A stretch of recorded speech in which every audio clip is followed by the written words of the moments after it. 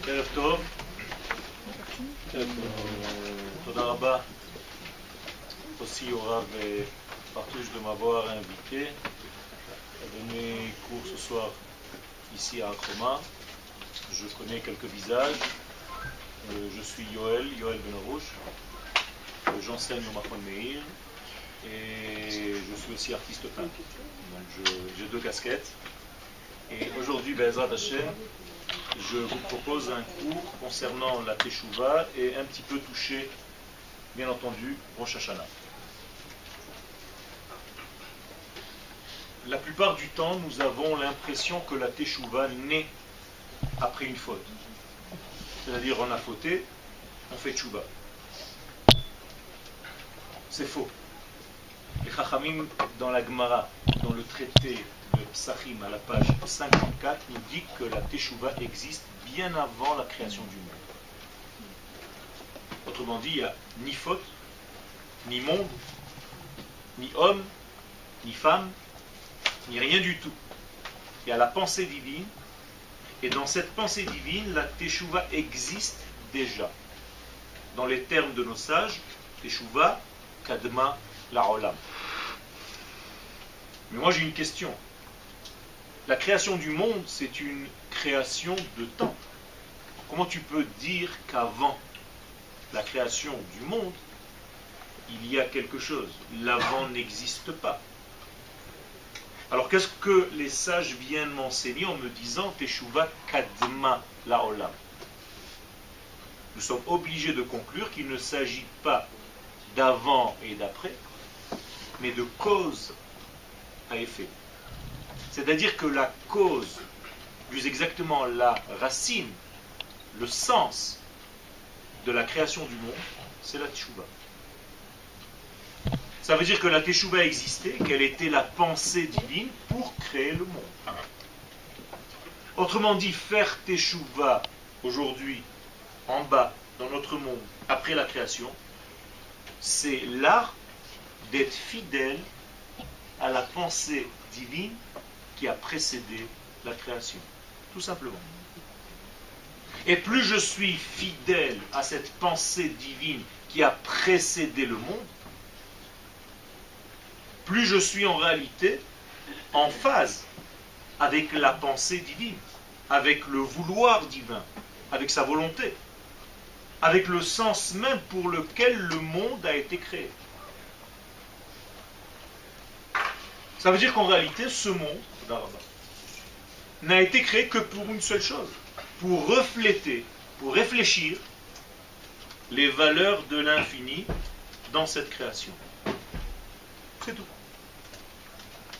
Donc Dieu a créé un monde, il l'a créé d'une manière voulue, comme une existence avec un manque, et il a créé l'homme pour devenir son associé dans la perfectibilité de ce monde. Tout ce que je suis en train de vous dire, c'est écrit dans un seul verset, Asher bara Elohim la'asot. Asher bara Elohim la'asot, c'est à la fin de la création du monde, lorsque l'homme apparaît, Akadosh Baruch Hu place l'homme comme l'associé pour terminer ce qu'Akadosh Baruch Hu a laissé aux 2/3, presque 3/3, c'est-à-dire presque entier, fini. Il n'y a que quelques petits arrangements que l'homme doit, entre guillemets, c'est un jeu, parfaire pour terminer la création divine qui a complètement été terminée, à part quelques petits détails, pour placer l'homme dans cette association. Et plus le reflet de ma vie, de notre vie, ici-bas, reflète parfaitement, en tout cas très fidèlement, à cette pensée divine, mais plus le monde arrive petit à petit à se compléter comme Akadosh Baruch Hu l'avait pensé lors de son modèle initial. Je vous rappelle qu'Akadosh Baruch Hu avait vu la Teshuvah, c'était son modèle de base, Et c'est grâce à cette Teshuvah, qui en réalité s'appelle aussi la Torah, c'est pareil, il a créé le monde. Donc, faire Teshuvah, c'est pas revenir en Teshuvah,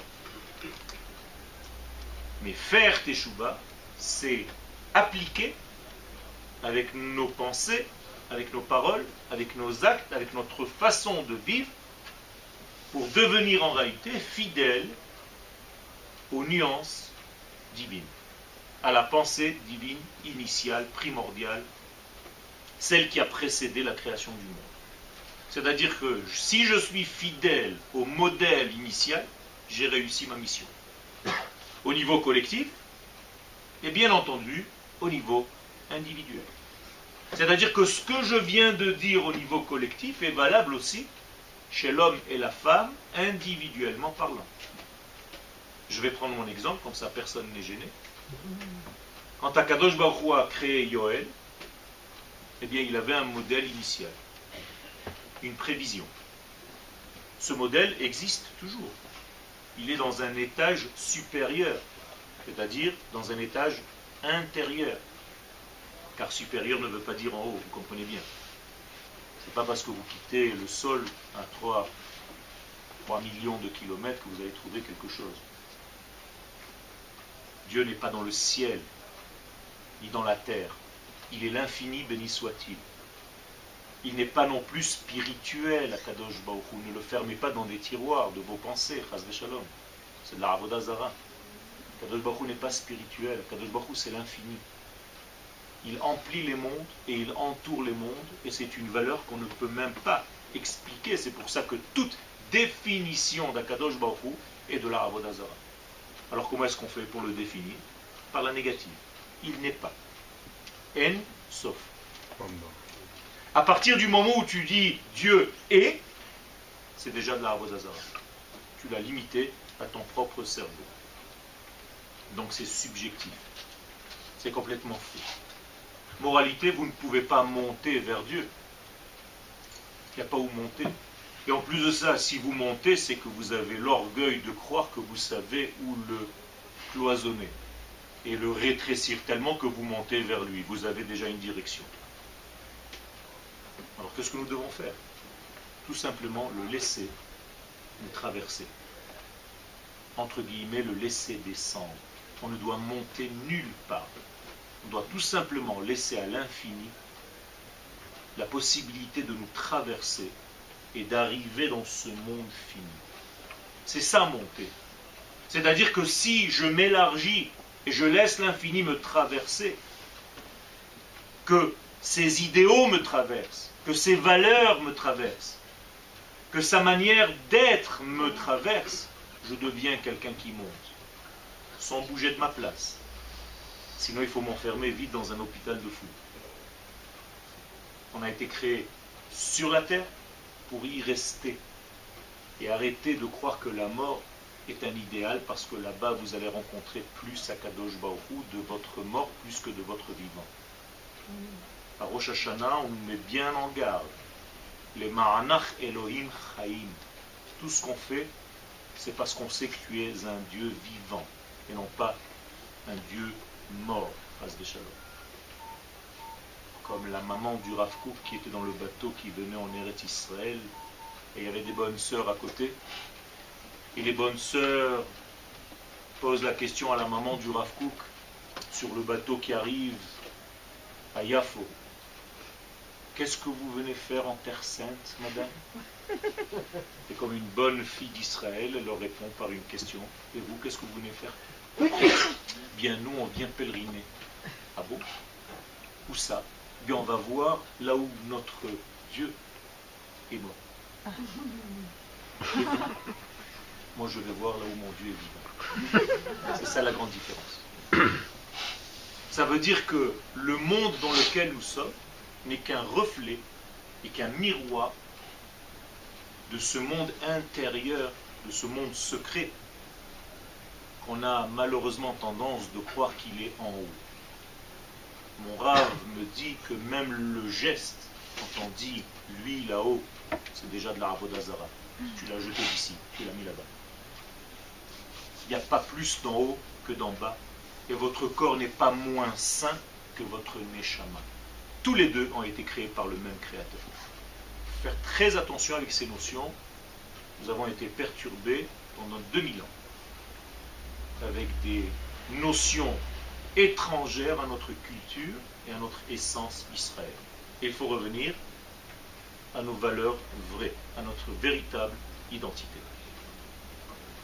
Et en réalité, tout ce que je suis en train de vous dire, c'est l'histoire de la création, qui commence par un stade de plénitude. Avant que ce monde ne soit créé, eh bien, l'infini règne et remplit toute l'existence. Écoutez bien, je fais exprès de ne pas dire tous les mondes, parce qu'il n'y a pas. Je parle de l'existence, on ne sait même pas ce que ça veut dire. C'est-à-dire, avant l'existence de notre monde, il y a une existence de perfection qu'on ne peut même pas imaginer, parce que imaginer, c'est donner une image, et c'est déjà un problème. Mais nous devons savoir à partir du moment de la création ce qui s'est passé.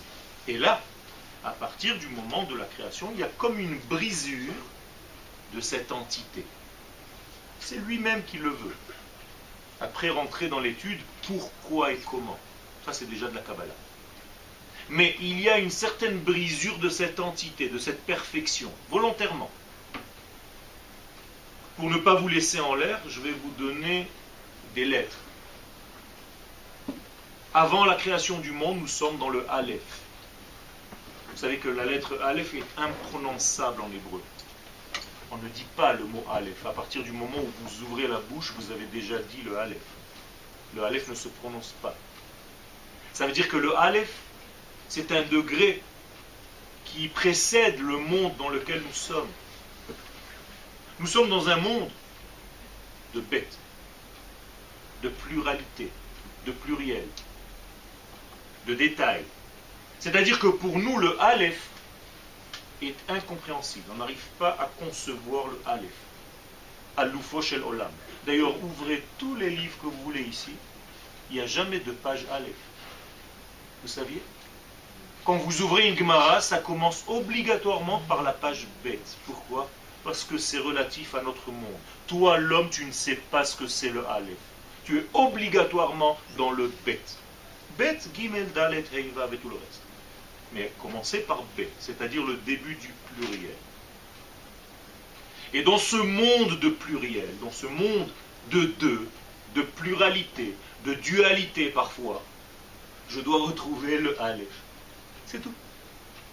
Et quand dans le bête, je retrouve le Aleph, je viens d'écrire un mot en hébreu. Ba. Kol Israël, yesh lahem chelek leolam ha-ba. C'est ça le olam ha-ba. C'est quand le bête, c'est-à-dire le monde du pluriel, le monde des détails, retrouve en lui, tout en restant dans le bête, les valeurs du Aleph. Vous comprenez? Ça, c'est la force. Le Aleph a créé le bête. Donc il est devenu notre papa. Aleph bête. Et le bébé qui vient de naître, c'est-à-dire ce monde, doit découvrir son papa. Donc il fait le voyage inverse, entre guillemets, bas. Et c'est ça le bas. Donc Olam ha-ba, ce n'est pas le monde futur, encore des bêtises de traduction. Quel? Car en hébreu, Olam ha-ba, c'est au présent, Olam sheba, pas marqué Olam sheyavo. Donc le Olam ha-ba est tout simplement un niveau de conscience intérieur. Et le Olam hazé est un niveau de conscience extérieur.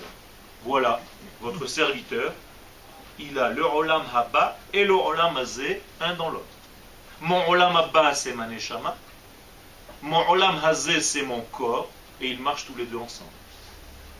Je dois, dans mon Olam hazé, c'est-à-dire à travers mon corps, dévoiler mon Olam haba, c'est-à-dire ma neshama. C'est tout. C'est aussi simple que ça, c'est aussi sain que ça. Il ne faut pas se perturber l'esprit avec des notions qui sont étrangères à notre véritable identité. C'est-à-dire que le monde dans lequel nous sommes est un monde où le temps est une création, où l'espace est une création. Chez Akadosh Baruch Hu, dans le Aleph, il n'y a ni temps, ni espace. Faisons un petit travail concernant le temps. Le temps, c'est quoi? C'est la distance parcourue entre deux points. Moralité, je suis obligé d'avoir minimum 2 points pour avoir un temps. Donc vous voyez que le temps est lié aux 2. Donc quelle est la plus petite mesure du temps? La seconde. La deuxième. En hébreu, shnia. C'est pareil. Ça veut dire que s'il n'y a pas 2, il n'y a pas de temps. Passons à l'espace. Pareil. Qu'est-ce que c'est que l'espace? La distance entre 2 points. Donc, moralité, je suis toujours dans un monde de 2, minimum. Le début du pluriel. Et dans ce monde de pluriel, de minimum 2, je dois sans arrêt faire l'effort de découvrir le 1. Mais quand Akadosh Baruch Hu parle en code 1, car lui c'est l'unité, par excellence, moi l'homme je suis obligé d'entendre 2. Très bizarre. Par exemple, Akadosh Baruch Hu nous donne une Torah, dès qu'elle arrive sur terre, c'est déjà 2 tables. Bizarre, non? Pourquoi? Akadosh Baruch Hu me donne un enseignement, moi l'homme j'ai 2 oreilles. Donc je suis obligé d'étudier la Torah en stéréophonie, je n'ai pas le droit d'étudier la Torah avec une seule oreille. Qu'est-ce que ça veut dire avec une seule oreille? Moi, avec moi. Ça ne veut rien dire. Étudier la Torah tout seul, c'est tourner autour de son propre cerveau, donc être piégé dans un système subjectif. Vous comprenez? Et donc la Torah nous dit, et les sages nous disent, ou tu étudies la Torah avec quelqu'un d'autre, ou bien c'est comme si tu mourais. O chavruta, o mituta. Ça veut dire étudier la Torah tout seul, ça ne veut rien dire. Parce que tu n'as pas la force contraire. Tu n'as pas le stéréophonie, le son stéréophonique. Donc tu ne peux pas réellement évoluer dans ton monde. Et c'est pour ça qu'Akadosh Baruch Hu nous a créé 2 oreilles. Et ces 2 oreilles nous mettent en position d'équilibre. Ozen, Izun. Et c'est comme ça que nous devons avancer dans notre monde. Si j'avais le temps, on aurait développé aussi pourquoi nous avons 10 doigts. Vous comprenez? Tout est bien dirigé par le Créateur. Ce n'est pas par hasard que nous sommes formés comme ça, avec un nez au milieu. Mais je reviens à mon sujet principal. L'unité divine, lorsqu'elle apparaît dans notre monde, elle apparaît toujours dans le 2. Ouvrez Teilim 62 et regardez ce que David Amelech a dit avec une seule phrase. Tout ce que je viens de dire jusqu'à maintenant pendant une demi-heure. Achat diber Elohim, shtaim zu shamati. Quand Dieu parle 1, moi j'entends 2. La rajette, comme on dit en français. C'est comme ça qu'on parle en France maintenant, non? Ça veut dire qu'en réalité, nous sommes dans un monde qui, dans son pluriel, dans sa pluralité, dans sa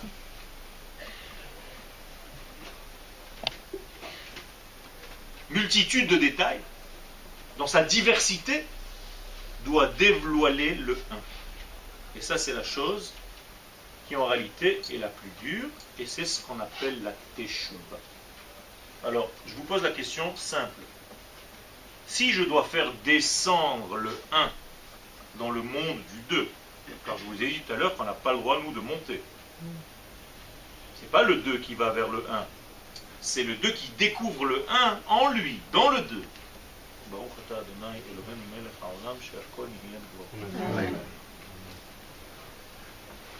Alors, si c'est le 1 qui descend vers le 2, alors qu'il a déjà créé le 2, imaginez-vous une maman qui accouche d'un bébé.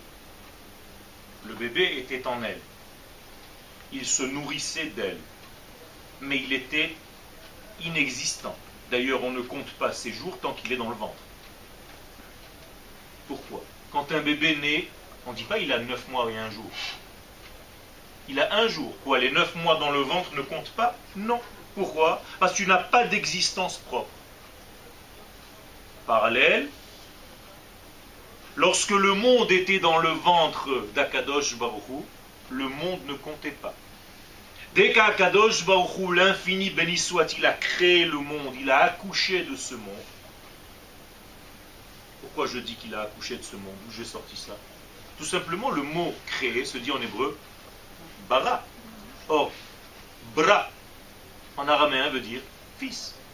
C'est-à-dire le monde est le fils d'Akadosh Baruch Hu. Et qu'est-ce que veut dire le mot bara? En arabe, il y a des gens qui parlent arabe ici? Le français de demain? Qu'est-ce que c'est bara? Dehors. Dehors. Va-t'en, dehors. Bara. Eh bien, écrivez le mot bara en hébreu. Bar qui veut dire en dehors de Aleph. Bara en dehors du Aleph. Bar Aleph. Vous comprenez? Ou Ben Aleph, c'est pareil. Ça veut dire que le monde, c'est quoi? C'est le fils du Aleph. Donc, comment il s'appelle ce mot? Bet. Le Bet est le fils du Aleph, vous comprenez? Moralité. Lorsque l'infini accouche ce monde maintenant est découpé de la maman. Comme le bébé est découpé de la maman. Moralité, le bébé maintenant, il est en danger de mort. On est d'accord? Il n'a plus de cordon ombilical pour le nourrir. Si la maman ne fait pas un geste de revenir vers son bébé pour l'allaiter, il va mourir. On revient à la caméra de la création. Quand Akadosh Baruch Hu accouche de ce monde, il revient lui-même vers le monde qu'il vient d'accoucher pour lui donner sa vitalité et sa vie. Donc c'est la maman qui revient vers le bébé. C'est Akadosh Baruch Hu qui revient vers son monde. Ça s'appelle Teshuvah. Alors restez bien assis, c'est Akadosh Baruch Hu qui fait Teshuvah. C'est lui qui fait le retour vers ce monde. Mais, comment est-ce qu'il fait son retour vers ce monde? Grâce à un canal par lequel il a choisi lui-même de passer. Et ce canal s'appelle Israël. Ça veut dire qu'Akadosh Baruch Hu a prévu que son retour vers le bébé, donc vers le monde, vers la vie, se fasse uniquement par un canal Israël. Et donc il a créé un système, il a créé une âme qui s'appelle Kol Israël, avec un kaf, une notion très très très profonde dans la Kabbalah. C'est-à-dire c'est une âme, pas des juifs, pas des enfants, des femmes et des hommes, non, une âme qui s'appelle Israël, comme un grand soleil. Nous ne sommes que les rayons de ce soleil. Et à travers ce soleil immense qui s'appelle Klal Israël ou Kol Israël, ou bien la Shrina, que vous connaissez un petit peu mieux, bien la Shrina, c'est notre Neshama collective. C'est par elle qu'Akadosh Baruch Hu devient voisin de ce monde. Il revient. Shachen, Shrina, Shachen, mon voisin. Donc Akadosh Baruch Hu revient dans ce monde à travers Israël. Et pourquoi il a choisi de revenir à travers cette nation qui n'est même pas encore ni des hommes ni des femmes, mais une énergie, une force, qui après s'habillera dans des hommes et des femmes que nous sommes? Eh bien, il a choisi parce qu'il a déjà créé cette Neshama avec les qualités qui vont lui permettre de dévoiler l'infini. J'explique avec des mots simples. Le retour d'Akadosh Baruch Hu dans ce monde, comme le retour de la maman vers son bébé, n'est possible que par un canal qui a la capacité de traduire les valeurs divines dans le monde de la matière. Et c'est pour ça que nous nous appelons Israël. Dans le mot Israël, les 3 premières lettres, c'est le mot Yachar. Et il reste El. Ça veut dire que nous sommes la dernière mémoire de ce monde qui rappelle ce qu'il y avait avant la création du monde. Moralité, nous sommes en réalité l'interphase, nous sommes un petit peu lui, un petit peu le monde. Nous sommes au milieu. Nous sommes comme un système, quand vous avez un néon, qu'est-ce qu'il y a à côté? Pour que le néon marche, un transformateur. Nous sommes le transformateur qui arrive à prendre les données de l'énergie divine pour les amener dans ce monde. Tout ce que je viens de vous dire, c'est encore une phrase dans le verset de Isaïe 43. Am zu yatzarti li tehillati yesaperu. Je me suis façonné un peuple uniquement pour dévoiler mon nom sur terre. Et donc Akadosh Baruch Hu a choisi de passer par nous. Ça devient compliqué. Parce que je dois savoir, moi, qui suis dans un monde où le temps existe, où l'espace existe, comment faire descendre, faire dévoiler l'infini dans le fini. Eh bien, nous avons reçu dans notre poche, fouillez bien, vous avez 3 clés. Une clé qui s'appelle la clé du temps. C'est-à-dire que nous sommes le seul peuple sur la terre qui connaît le secret du temps. Quand est-ce qu'Akadosh Baruch Hu fait quelque chose dans son monde infini? Et c'est pour ça que la semaine prochaine, Be'ezrat Hashem, nous sommes tous pendant 3 jours en train de prier à partir de mercredi soir jusqu'à Motsai Shabbat. Alors que toutes les nations du monde, elles sont dehors avec leurs voitures, ils se baladent comme si de rien n'était. Pourquoi? Parce qu'ils n'ont pas les clés. Nous, on sait que c'est là, à ce point temporel, que le monde se renouvelle. Nous avons reçu ce secret. Et on sait que 10 jours plus tard, pile, il y a une constellation qui fait en sorte que nous pouvons réparer des choses qui sont même du passé. Yom Kippourim. Et que 4 jours après, il faut construire une cabane parce qu'il y a des forces spirituelles que si je ne construis pas cette cabane, la lumière va me brûler. Donc elle doit passer par un filtre qui s'appelle le srach pour m'arriver. Et je peux continuer comme ça toutes les fêtes d'Israël. Ça veut dire que nous sommes les seuls détenteurs de cette clé du temps. C'est un beau livre, non, à écrire. Les gardiens du temps. C'est Israël. Je passe à l'espace. C'est la même chose. Au niveau de l'espace, c'est-à-dire de la géographie. Nous sommes le seul peuple sur la terre qui sait pas seulement ce qui se passe au niveau du temps, mais on sait exactement où, par quel point de contact Akadosh Baruch Hu descend dans ce monde. Et on peut l'indiquer sur la carte.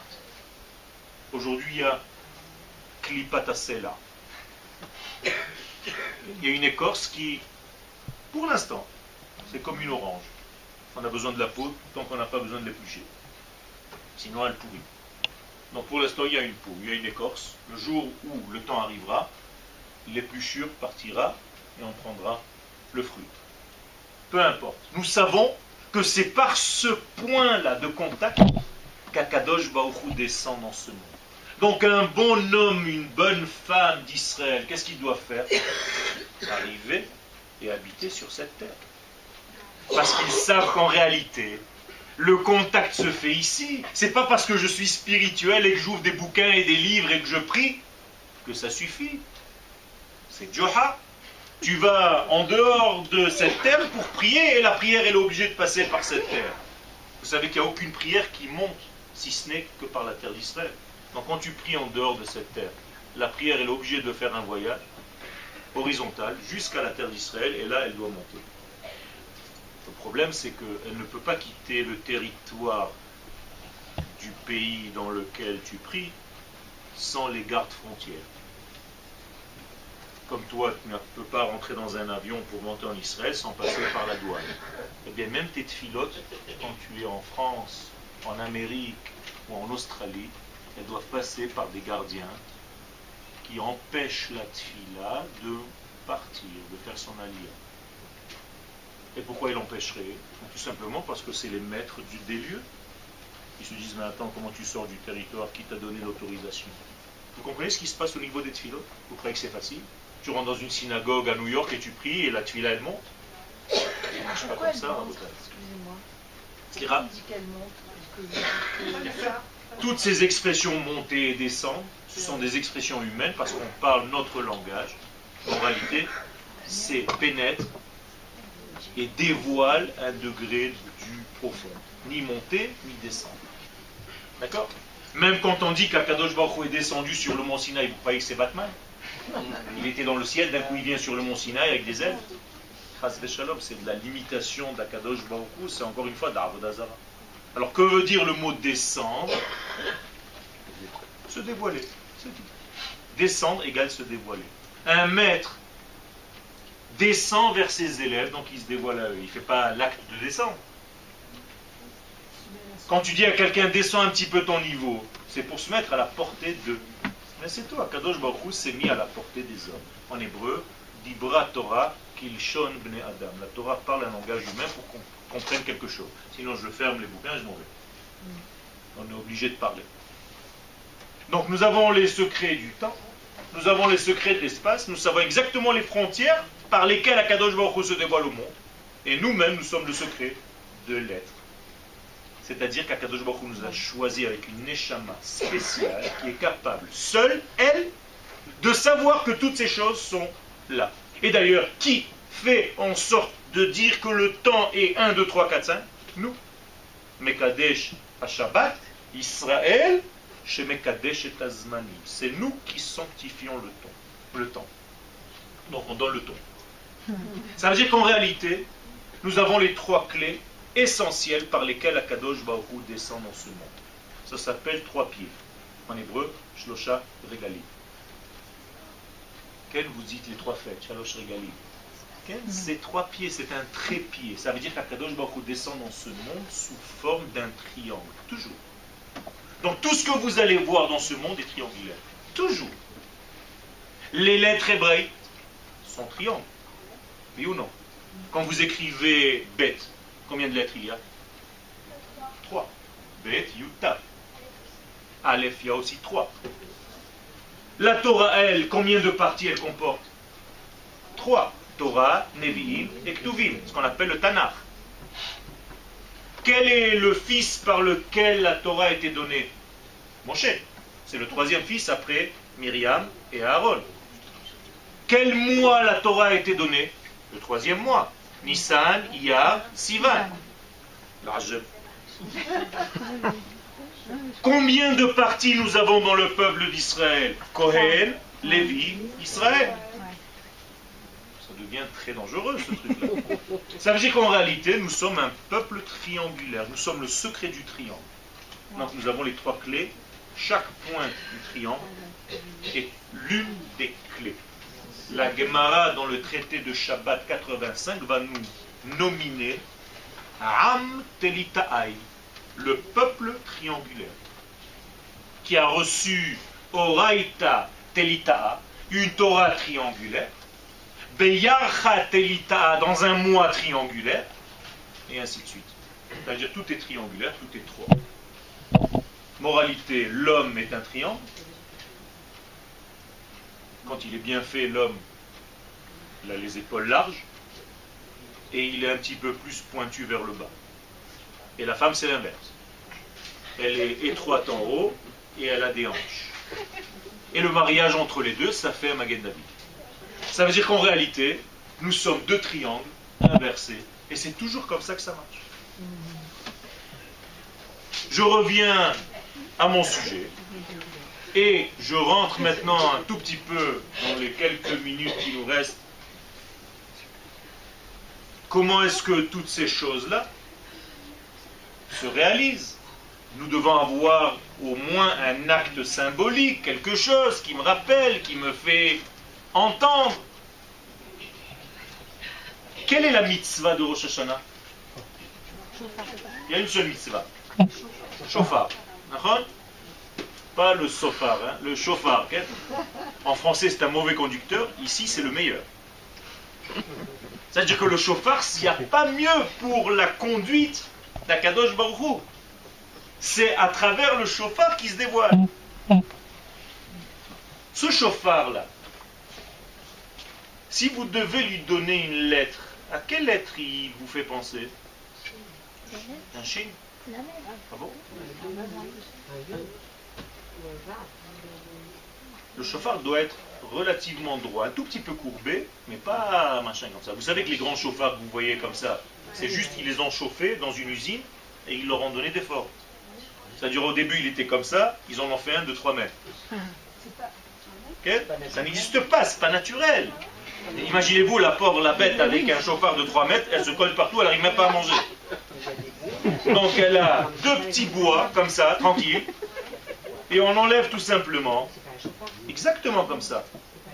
Ça, c'est l'os de l'animal, et par-dessus, il y a un couvercle. Toc. Et nous, qu'est-ce qu'on fait? On enlève le couvercle, et il lui reste l'os. Le petit animal, il lui reste quand même un petit doigt, comme ça, sur la tête. Donc ça lui fait pas mal. On lui enlève le truc, il est déjà percé ici, et il est percé donc ici, on enlève une membrane, tout simplement on le vide. Donc c'est une fabrication divine.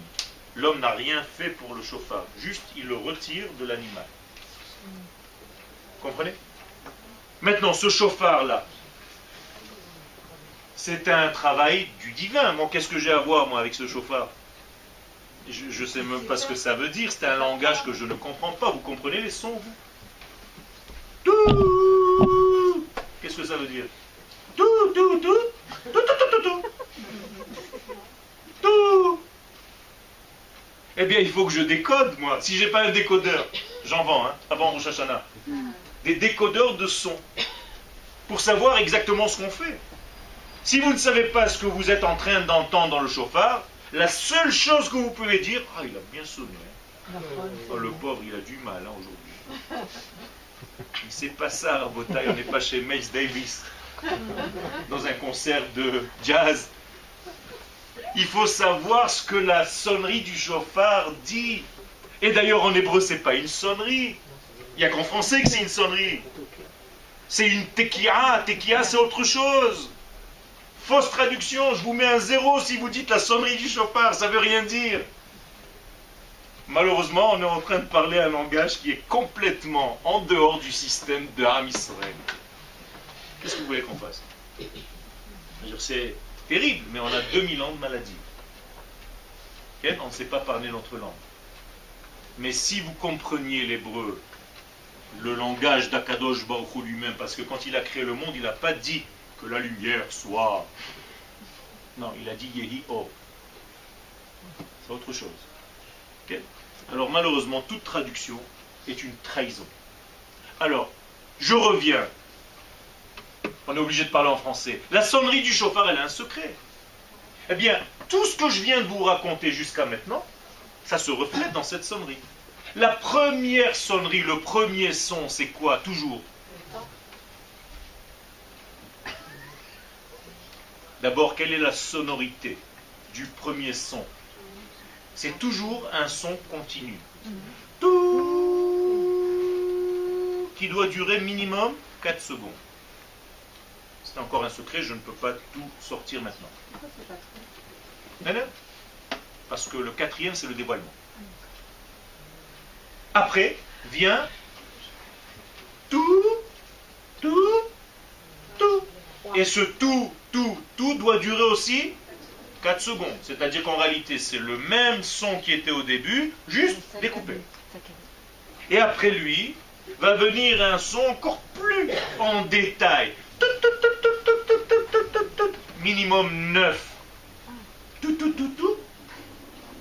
Qui ont eux aussi le temps de 4 secondes. 3, 6, 9. Mais quand je fais les deux ensemble doivent avoir le temps du premier. Peu importe, c'est des inyanim de halakha. Et je termine toujours par le même son qu'il y avait au départ, c'est-à-dire par un son continu. Eh bien, tout ce que je viens de vous raconter, jusqu'à maintenant dans le shiur, c'est exactement ces sons. Au départ, avant cette création, il y avait la lumière infinie qui remplissait l'existence d'une manière continue. Un beau jour, le monde est créé. Je vous ai dit que c'était une brisure de cette entité. Tout. Pourquoi en trois? Parce que dans ce monde, il y a toujours trois époques. Même dans votre vie, vous avez trois époques. L'époque de la jeunesse, l'époque de la maturité, et après, jusqu'à 120 ans. Okay? Tout est partagé. Le troisième âge. Quatrième âge, c'est déjà Olam Haba, on ne sait pas ce que tu fais là. Okay? Ça veut dire qu'en réalité, ce son-là découpé, c'est ce qu'il y avait au départ. Donc on n'a rien perdu. C'est juste que la vision ou le son est différent. Une fois que ce découpage de la création du monde a eu lieu, l'homme apparaît. Et l'homme, qu'est-ce qu'il est venu faire? Je vous ai dit. Asher bara Elohim la'asot. Donc qu'est-ce qu'il veut? Toute sa vie retrouver le son initial. Donc il va s'efforcer de rétrécir les écarts entre tout. Il va faire des... C'est-à-dire qu'il veut arriver à tout. Mais c'est exactement ce qu'on fait. Ça veut dire que les sons du chauffard nous racontent la création du monde et la finalité du tikkun.